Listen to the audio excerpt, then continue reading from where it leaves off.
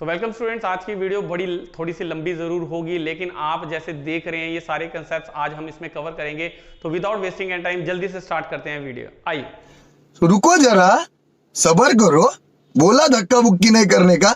Welcome back students with the new episode. आज हम बात कर रहे हैं अपनी consumer equilibrium with utility analysis के बाद consumer equilibrium with ordinal approach, यानी कि इंडिफरेंस कर्व एनालिसिस के साथ। तो हमारी एनिमेटेड के बाद आज सेकंड वीडियो है। आज हम बात करेंगे व्हाइट बोर्ड पे, जैसे कि हम अपने एनिमेटेड वीडियो के साथ अपने व्हाइट बोर्ड के साथ आते हैं। तो सबसे पहले अगर हम बात करें, यहाँ पे लिखें कि कंज्यूमर इक्विलिब्रियम, जैसे कि आप देख रहे हैं यहाँ पे कंज्यूमर इक्विलिब्रियम। सो कंज्यूमर इक्विलिब्रियम सबसे स्टार्टिंग करेंगे without wasting any time, that is about the history. History के साथ हम इसको स्टार्ट करने वाले हैं। तो हिस्ट्री क्या कहती है? हिस्ट्री कहती है कि 1881 में एजवर्थ ने ये जो कंसेप्ट था, जो मैथमेटिशियंस थे उन्होंने ये कंसेप्ट को इंट्रोड्यूस कर दिया था। और जब इन्होंने इसको इंट्रोड्यूस किया इन द मैथमेटिशियंस टर्म, इसको 1906 में इसी कंसेप्ट को विल्फ्रेड और पेरेटो ने जो था इसको यूज किया और इन्होंने आगे इकोनॉमिक्स के रेवोल्यूशन ला दिया।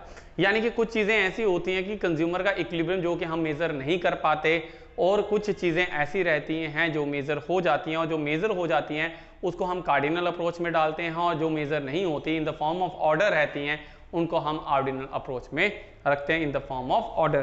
तो आज इसी के बारे में हम बात करेंगे। सबसे पहले हम मेन टॉपिक्स पे बात करने वाले हैं, जो है हमारा इंडिफरेंस कर्व। तो स्टार्ट करें इंडिफरेंस कर्व की सबसे पहले मीनिंग के साथ। तो इंडिफरेंस कर्व क्या होती है?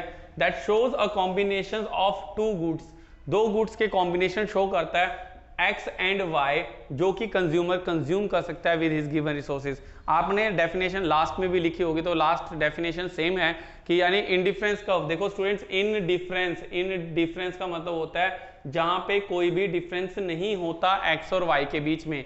यानी कि आपके मेरे पास एक ये मार्कर और एक ये मार्कर, दोनों वर्किंग प्रॉपरली कर रहे हैं, तो इनके बीच में इन डिफरेंस है 20 का ये है, 20 का ये, सेम है। प्राइस की बात नहीं हो रही, लेकिन इनकी क्वालिटी हर चीज बात करें, मैं इससे भी सेटिस्फाई हूँ और इससे भी सेटिस्फाई हूँ। मैं दोनों मार्कर को यूज करके अपनी ये कंसेप्ट पढ़ा रहा हूँ, तो मैं सेटिस्फाइड हूँ। There is a indifference between these two markers. और कर्व होती है graphical presentation. So indifference curve का मतलब बनता है combinations of two goods X and Y which consumer can consume with his given resources. जल्दी से आते हैं इसकी अजम्पशंस को लेके।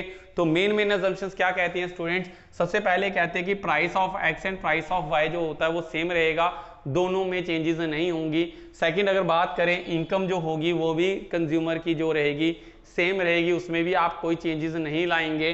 तीसरी बात करें, इसमें मोनोटोनिक प्रेफरेंस रहता है। मैं अपनी लास्ट वीडियो में भी समझा चुका हूं, मोनोटोनिक प्रेफरेंस का मतलब होता है जहां पे हम बात करें कि दो गुड्स हैं और दोनों के बीच में लगता है डिफरेंस बट कोई भी डिफरेंस नहीं है, और दोनों में जो होगा सेटिस्फेक्शन सेम रहेगा। और lastly consumer consumes two goods only. यहाँ पे सिंगल गुड की कंसेप्ट नहीं है, यहाँ पे दो गुड्स को लेके बात हो रही है।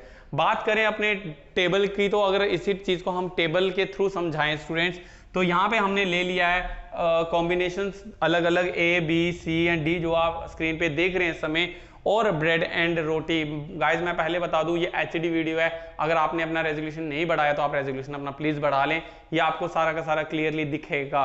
तो अगर आपको नहीं दिख रहा है आप इसको देख सकते हैं क्लियरली विद 1080p के साथ, फुल एचडी में वीडियो है, आप इसको वर्किंग करें।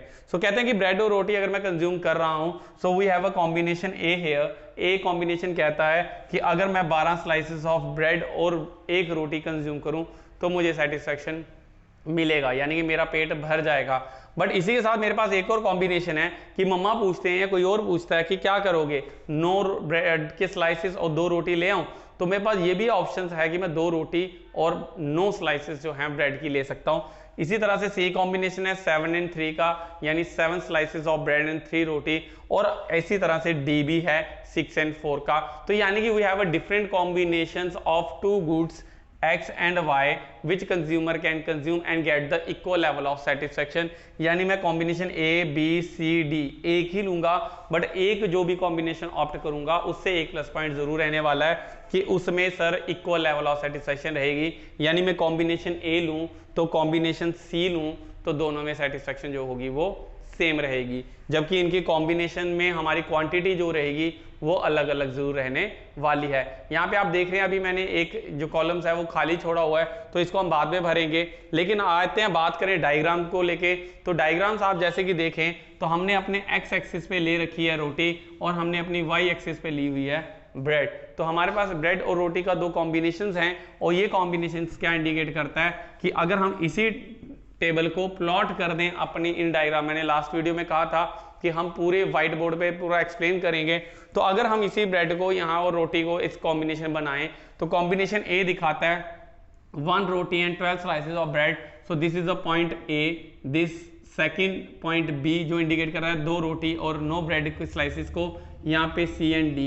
इसी तरह से आपने पॉइंट्स को जो है वो क्या करना है, यहाँ पे प्लॉट करना है, and by joining these points आप एक कर्व कर लेंगे, जो कर्व कुछ इस तरह से रहेगी, और जो ये कर्व रहेगी इसी को हम क्या कहेंगे, इंडिफरेंस कर्व। इसको क्या कहते हैं हम, इंडिफरेंस कर्व। और यही इंडिफरेंस कर्व शो करती है that we have different combinations of two goods, यानी कि टू गुड्स कौन कौन से, X and Y, which consumer can consume and get equal level of satisfaction. तो डायग्रामेटिकली भी ये क्या कहता है कि अगर आपके पास बहुत सारे कॉम्बिनेशन है जो कंज्यूमर कंज्यूम कर सकता है और उसको इक्वल लेवल ऑफ सेटिस्फेक्शन इसमें रहने वाला है। अब जल्दी से बात करें अगर हम इसकी प्रॉपर्टीज की स्टूडेंट्स, तो हम प्रॉपर्टीज पे वर्किंग करेंगे और प्रॉपर्टीज क्या कहती है हमारी इंडिफरेंस कर्व की, वन बाय वन हम उस पर प्रोसीड करेंगे। तो सबसे पहली प्रॉपर्टी कहती है, अब क्या पढ़ रहे हैं हम, properties of indifference curve. So guys जल्दी से लाइक कर दें वीडियो को अभी तक अगर लाइक नहीं किया है, ताकि हमारा जो है और भी मजा आए वीडियो बनाने का, ताकि हम इसी तरह से और वीडियोस आपके लिए लेके आते रहें, और शेयर करना तो बिल्कुल ना भूलें। तो कहते हैं कि प्रॉपर्टीज ऑफ इंडिफरेंस कर्व क्या आती है, सबसे पहले प्रॉपर्टीज आती है that the indifference curve is convex from its origin. वो क्या होती है, कन्वेक्स फ्रॉम इट्स ओरिजिन। वो क्या है, एक कन्वेक्स फॉर्म में है, ये रही हमारी कन्वेक्स। देखो ये जो डायग्राम बनाई हमने इसी टेबल में से बनाई, मैंने इसलिए मिटाई नहीं और ना ही वीडियो को पॉज किया है, मैंने आपके सामने रब किया और ये टेबल और ये डायग्राम सामने बनी है, और हमारी ये कहती है कि इंडिफरेंस कर्व जो होती है वो कन्वेक्स होती है फ्रॉम इट्स ओरिजिन। अब क्वेश्चन आता है कि क्यों, जो हमने व्हाइट बोर्ड क्लास के बिना जो हमने एनिमेटेड वीडियो में बताया था, बिकॉज ऑफ डिक्रीजिंग MRS। क्या होता है, डिक्रीजिंग MRS। यहाँ पे MRS का टर्म निकल के आ रहा है और मैंने कहा था कि मैं अपनी व्हाइट बोर्ड क्लास में पूरा बताऊंगा। तो MRS एग्जैक्टली क्या होता है student, marginal rate of substitution. Marginal rate of substitution का मतलब होता है एडिशनल रेट ऑफ सब्स्टिट्यूशन, यानी कि आप अगर एक चीज को खाना प्रेफर करोगे तो आपको दूसरी चीज को कम करना पड़ेगा। तो जो रेट के साथ चेंज होती है, यानी आप अगर एक रोटी खाओगे तो आपको कितनी ब्रेड के स्लाइसेस छोड़नी पड़ेगी, आप उसी को कह सकते हैं मार्जिन रेट ऑफ सब्स्टिट्यूशन। और मार्जिन रेट ऑफ सब्स्टिट्यूशन निकालने का सिंपल फॉर्मूला है that is about the delta loss upon delta gain. यानी कि आपको अगर आप एक चीज को अटेन कर रहे हो या कॉम्बिनेशन दूसरे पे जा रहे हो तो आपको कितने का गेन हो रहा है, उसमें से कितने का लॉस हो रहा है। तो इसी चीज को हम यहाँ पे अपने डायग्राम में, मैंने इसीलिए डायग्राम अभी हटाई नहीं है, अब यहाँ पे इसी टेबल के थ्रू हम क्या निकालेंगे, अपना MRS को कैलकुलेट करेंगे। और कैलकुलेशन क्या कहती है कि लॉस अपॉन गेन देख लें, तो अगर हम बी कॉम्बिनेशन में जाएं तो यहाँ अगर एक रोटी को ज्यादा खाना चाहें तो हमें यहाँ गेन तो 1 का होगा, बट लॉस देखें तो हमें कितने का होगा, 3 का। तो आंसर यहाँ पे MRS निकालना है तो 3/1 इक्वल्स टू क्या रहेगा, 3। तो यानी 3/1 इक्वल्स टू 3 का लॉस है और गेन कितने का है, 1 का। change in loss and change in gain, we are getting loss in 3 units of bread and 1 we are getting of roti, so 3/1। अगर हम C कॉम्बिनेशन में जाते हैं और ब्रेड को रोटी को कंज्यूम करना चाहते हैं, एडिशनल रोटी कंज्यूम करना चाहते हैं, तो हमें एडिशनली कुछ लॉस भी रहेगा। तो 2 स्लाइसेस ऑफ ब्रेड जो होगी अब कम होंगी और हमारी 1 रोटी ही इंक्रीज होगी।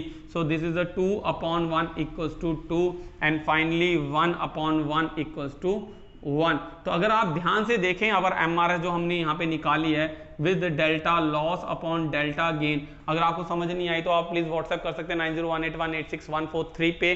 तो अगर आपको नहीं समझ आई तो आप व्हाट्सएप करें तो बिल्कुल डिटेल में कंसेप्ट समझाएंगे। साथ ही बात हम MRS की बात करें तो क्या हो रही है, ये डिक्रीजिंग हो रही है 3 to 1, और ये डिक्रीजिंग MRS की वजह से क्या होती है, हमारी जो इंडिफरेंस कर्व होती है स्टूडेंट्स वो कन्वेक्स होती है। और ये डायग्राम जो है इसी टेबल में से ड्राइव हुई है और MRS भी मैंने इसी टेबल से ड्राइव की है। तो आपके सामने ये इंडिकेट होता है that indifference curve is convex from its origin because of decreasing MRS। But यहाँ पे एक क्वेश्चन और आता है कि कभी कभी क्या होता है, हमारी जो इंडिफरेंस कर्व रहती है वो क्या रहती है, स्ट्रेट रहती है कुछ इस तरह से। मैंने अपनी एनिमेटेड वीडियो में भी बिल्कुल किया। अगर अभी तक एनिमेटेड वीडियो नहीं देखी है तो लिंक जो है वो डिस्क्रिप्शन बॉक्स में दिया गया है। बहुत सारी चीज़ें होती है जो वहाँ पे आपको देखने को मिलेगी वो यहाँ नहीं मिलती, बहुत सारी चीज़ें ऐसी होती है जो यहाँ दिखने को मिलती है वो वहाँ नहीं होती। तो यहाँ पे कहते हैं कि कभी कभी क्या होता है, हमारी इंडिफरेंस कर्व क्या होती है, एक स्ट्रेट लाइन की तरह भी होती है, और जब वो स्ट्रेट लाइन की तरह होती है हम कहते हैं वो तभी पॉसिबल है जब हमारे x एंड y यानी good x and good y जो होंगे वो परफेक्ट जो होंगे क्या होंगे, सब्सटीट्यूट गुड्स होंगे। सब्सटीट्यूट गुड मतलब कि वो बिल्कुल एक दूसरे को रिप्लेस कर पाएंगे, जैसे टी एंड कॉफ़ी। अगर आपको ठंड लग रही है, आप खाना खाने के बाद चाय पीने के शौकीन है तो आपके पास ऑप्शन है, आप चाय या कॉफ़ी 2 कप नहीं मंगवाएंगे अलग अलग, आप यहाँ तो चाय पियेंगे या कॉफ़ी पियेंगे। तो इसमें आपको परफेक्टली जो होगा वो सब्सटीट्यूट करना पड़ेगा। तो हमारी इंडिफरेंस का स्टेट तब होती है जब हमारे x एंड y 2 गुड्स जो है वो परफेक्टली सब्सटीट्यूट होंगे। और साथ ही साथ हमारा यहाँ पे एक और कंसेप्ट निकल के आता है कि कभी कभी हमारी indifference curve in L shaped भी रहती है। एल शेप्ड कब होती है स्टूडेंट्स, जब हमारे x एंड y जो होते हैं क्या होते हैं, परफेक्टली कॉम्प्लीमेंट्री गुड्स होते हैं, लाइक कार एंड पेट्रोल। अगर आपने गाड़ी रखी है तो कुछ मिनिमम अमाउंट तक आपको x को कंज्यूम करना ही करना है। गाड़ी है चाहे खड़ी है चाहे कुछ भी है, कितनी भी गाड़ियां हैं, but minimum amount of petrol आपकी गाड़ी में जरूर होगा। तो ये कहता है कंसेप्ट जो हमारा about the L shape indifference curve. तो शेप की बात हो रही है, तो शेप मोस्टली अगर आपको आंसर आता है तो आप हमेशा कन्वेक्स पे टिक करके आएंगे। प्लीज दिमाग ना चलाएं कनकेव और स्ट्रेट वाला। कनकेव तभी होगी जब एमआरएस इंक्रीजिंग में रहेगी। क्वेश्चन आ सकता है इंक्रीजिंग एमआरएस होगी तो स्लोप क्या होगी, तो कनकेव हो जाएगी। अगर स्ट्रेट है इंडिफरेंस कर्व, वो खुद कह रहे हैं कि इंडिफरेंस कर्व स्ट्रेट है, तो ये कंफ्यूज नहीं होना, वो कहना कि प्राइस ऑफ एक्स और एक्स एंड वाई जो गुड है वो सब्स्टिट्यूट गुड है, या वो ये कहते हैं कि परफेक्टली सब्स्टिट्यूट गुड्स हैं एक्स एंड वाई, तो इन दैट केस हम कहते हैं इंडिफरेंस कर्व क्या होगी, वो स्ट्रेट होगी। और अगर वो परफेक्टली एक्स एंड वाई जो हैं कॉम्प्लीमेंट्री गुड्स हैं तो इस केस में आपकी जो होगी इंडिफरेंस कर्व एल शेप्ड हो जाएगी।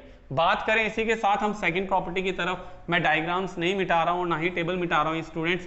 यहां पे कहते हैं कि सेकंड प्रॉपर्टी क्या कहती है, सेकंड प्रॉपर्टी कहती है indifference curve is sloping downward from left to right. Downward from कहां से, left to right. Left to right क्या होती है, स्लोपिंग डाउनवर्ड होती है। देखो गाइज ये है लेफ्ट हो, ये है राइट हो, ये इंडिकेट कर रही है स्लोपिंग डाउनवर्ड्स, और ये डायग्राम कहते हैं कि ये स्लोपिंग डाउनवर्ड है। और ये क्यों है, बिकॉज ऑफ, अब इसके आंसर क्या होता है, because of negative relation between x and y। तो x एंड y की नेगेटिव रिलेशन की वजह से क्या होगा, हमारी जो कर्व होगी वो स्लोपिंग डाउनवर्ड रहेगी। अगर देखो, अगर दूसरी डायग्राम मैंने अपने एनिमेटेड में बताया कि राइट टू लेफ्ट भी डाउनवर्ड है, ये क्या है, राइट टू लेफ्ट। अगर सही नहीं दिख रही तो मैं यहां से ऐसे बना लूं, ये ऐसी कर्व है left, right to left, but यहाँ पे जो x और y का रिलेशन है वो पॉजिटिव शो कर रहा है, यानी कि अगर आप x को बढ़ाएंगे तो आप y भी बढ़ाएंगे। तो ऐसा तो हमारा नहीं है, क्योंकि अगर आप x को बढ़ा रहे हैं तो आपको y को कम करना पड़ेगा। सो हमारा क्या रहता है, इंडिफरेंस कर्व होती है वो क्या होती है, हमारी डाउनवर्ड स्लोपिंग होती है from left to right, not right to left. Properties बिल्कुल आप स्किप ना करें, स्किप करने पे आपको बहुत लॉस होगा। तो जहां इतने मिनट दिए हैं तो थोड़ी से आज निकाल ही लें 24 घंटे में से। सो थर्ड प्रॉपर्टी कहती है that the higher the indifference curve, higher the IC, higher the level of satisfaction. अगर हम ज्यादा ऊपर जाएंगे इंडिफरेंस कर्व पे तो हमें ज्यादा सेटिस्फेक्शन मिलेगी। मैं लिख रहा हूं तो पढ़ ले, मैं बोल भी रहा हूं, higher the indifference curve, higher the level of satisfaction, यानी कि डायग्रामेटिकली इसको समझाएं जो हमारी एनिमेटेड वीडियो में नहीं पॉसिबल होता। तो हम यहाँ पे कहते हैं, सपोज करो IC1 है, ये क्या हमारी IC1 है, इंडिफरेंस कर्व 1 है, और हम कहते हैं कि चलो इसके मिड पॉइंट पे हम कंज्यूम कर रहे हैं, यानी this unit of y and x and this unit of y। इतना हम x ले रहे हैं और इतना y ले रहे हैं। अगर हमारी इंडिफरेंस कर्व एक और आ जाती है और हम यहाँ पे एक और ड्रॉ कर दें IC2, तो IC2 का भी हम यही अजम्पशन रखते हैं कि मिड पॉइंट पे ही हम कंज्यूम कर रहे हैं। तो अगर गाइस देखोगे डॉटेड लाइन के थ्रू तो आपको पता चलेगा, now we are getting more of x and more of y, x1 और y1 ज़्यादा हैं पिछले से, और हम लालची लोग होते हैं, ग्रीडी पर्सन्स हैं कि ज़्यादा मिलने पे हम बहुत खुश होते हैं, सेटिस्फाई होते हैं, तो कहते हैं जितना ज़्यादा मिलेगा हम उतना सेटिस्फाई हैं। तो IC1 के कंपेरेटिवली IC2 में आपको सेटिस्फेक्शन ज़्यादा मिलेगा। आप इसी तरह से एक IC3 बनाएंगे तो उसका भी अजम्पशन रखेंगे, तो आपको more of X and more of Y consume होगा। तो जितना हायर द इंडिफरेंस कर्व जाएगी आपका उतना ही higher the level of satisfaction रहने वाला है। तो ये क्या प्रॉपर्टीज है? थर्ड प्रॉपर्टी कहती है हमारी इंडिफरेंस की। अब इंडिफरेंस कर्व की फोर्थ प्रॉपर्टी कहती है दैट IC नेवर इंटरसेक्ट, क्या नहीं करती? IC never intersect with each other, वो एक दूसरे के साथ कभी भी इंटरसेक्ट नहीं करती, यानी कि आपकी इंडिफरेंस कर्व कभी भी कुछ इस तरह से IC1 और IC2 इंटरसेक्ट नहीं होगी। अब मैंने क्योंकि एनिमेटेड में सिर्फ बताया था, यहाँ पे हम करके दिखा रहे हैं, इसीलिए आपको कहता हूँ व्हाइट बोर्ड वीडियो कभी ना छोड़ें। तो कहते हैं कि IC1 और IC2 में एक इंटरसेक्शन, एक कॉमन पॉइंट आएगा जहाँ पे consumer same unit of X and same unit of Y consume करेगा।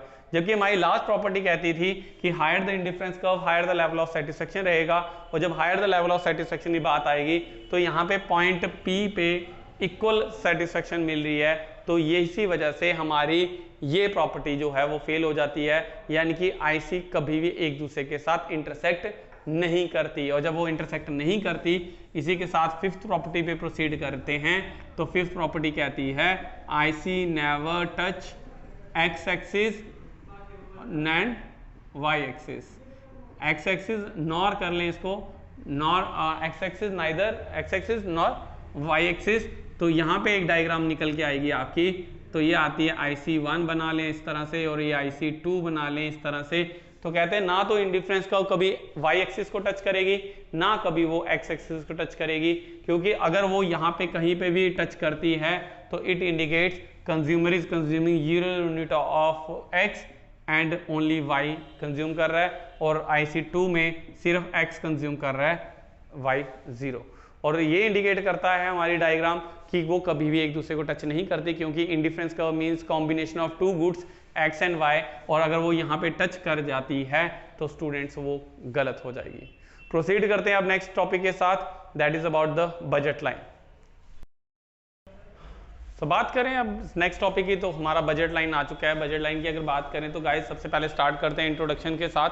तो इंट्रोडक्शन कहती है इसकी कि बजट लाइन जो होती है, it is a graphical presentation which shows the combinations of two goods which consumer can easily purchase with his income, जो अपनी इनकम से वो परचेज कर सकता है। बट इसके लिए अजम्पशंस कुछ रहेंगी कि वो दो ही गुड्स की बात कर रहा है, दूसरा इसकी इनकम जो है वो लिमिटेड है, और तीसरा जो मार्केट प्राइस जो है वो सेम रहेंगी। देखो बजट लाइन की अगर बात करें, इसको हम प्राइस लाइन भी कहते हैं गाइस। मैं पहले यहाँ पे ड्रॉ करके बता दूं आपको कि कुछ इस तरह से आपकी प्राइस लाइन या बजट लाइन रहती है। जब भी आप फोन लेने जाते हैं या आपने कुछ अपने दोस्त से कहा कि मुझे कुछ परचेज करना है, तो डेफिनेटली क्या होता है कि वो आपसे एक ही चीज पूछता है कि आपका बजट कितना है।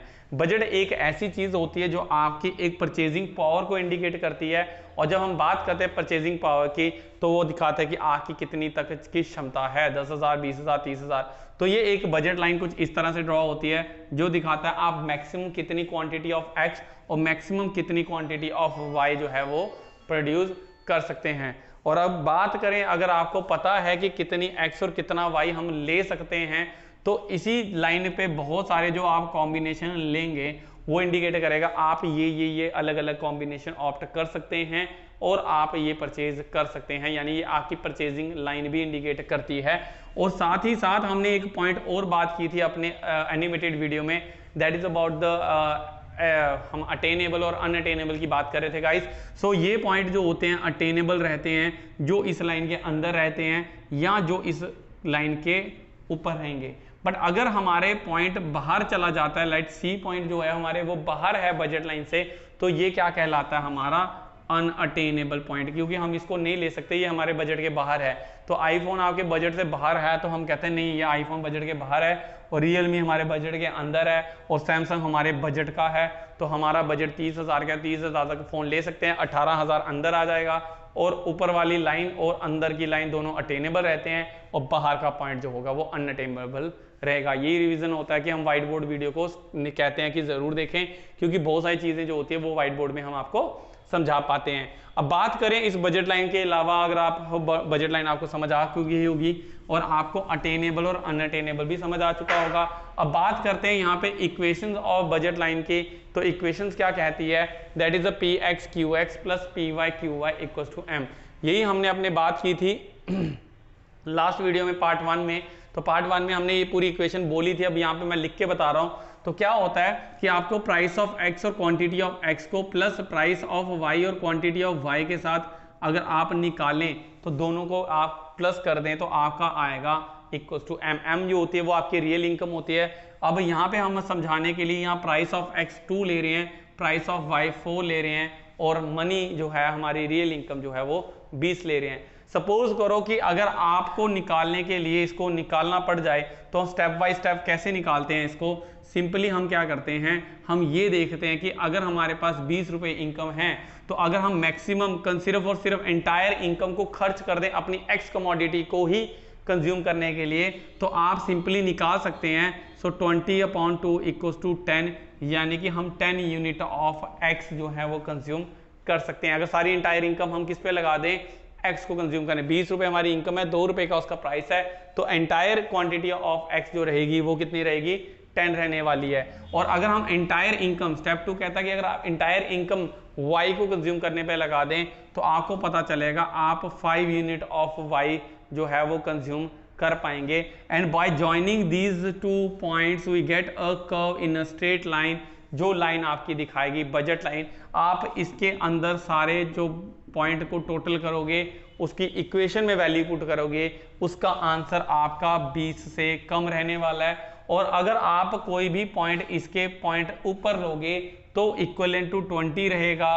बट अगर आप इसके बाहर कोई पॉइंट लेके आप कोई भी ड्रॉ करोगे या इक्वेशन में वैल्यूज पुट करोगे तो आपका जो आंसर होगा वो मोर देन 20 हो जाएगा। ये इंडिकेट करेगा आप बजट से बाहर जा चुके हो। प्रैक्टिस करने के लिए आप गाइस प्रैक्टिस कर सकते हो इस चीज की, बहुत अच्छी चीज है।